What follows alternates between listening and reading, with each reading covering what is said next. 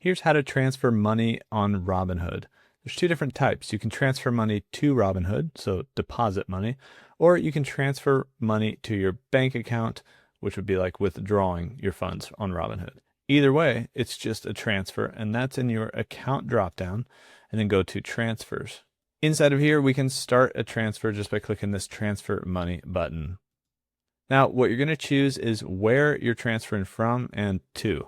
So from what account do you want to start the transfer? Do you want to withdraw? So transfer from your individual Robinhood account to your bank account, or do you want to deposit money by transferring from your bank account to your Robinhood account? Either way, this is basically where you would set that up. You can choose the amount, let's say $5. And then you can say, I want this to happen just once, or maybe multiple times, like weekly. That's not an option on withdrawal, but it is an option to set up a recurring transfer here in this section here if it's a deposit. And then you would review that transfer. Basically, it's going to tell you some information about how long the transfer might take, and you can basically hit this transfer button.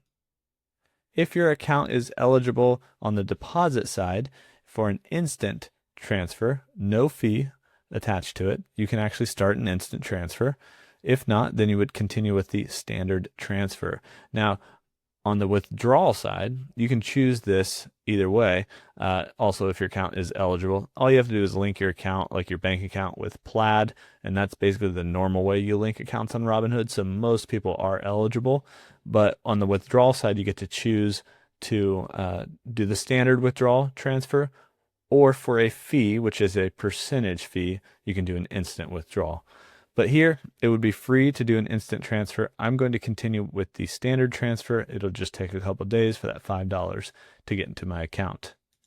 Once you do that, it's going to give you basically this little overview of how long it's going to take, that it was, the transfer was initiated.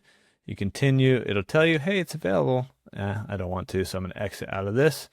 And back on our transfers page, if we scroll down, it may not have updated, but our pending transfers will be down here, and we'll be able to see that we have pending transfers happening. Actually, this one right here is already updated. So this is the $5 pending transfer.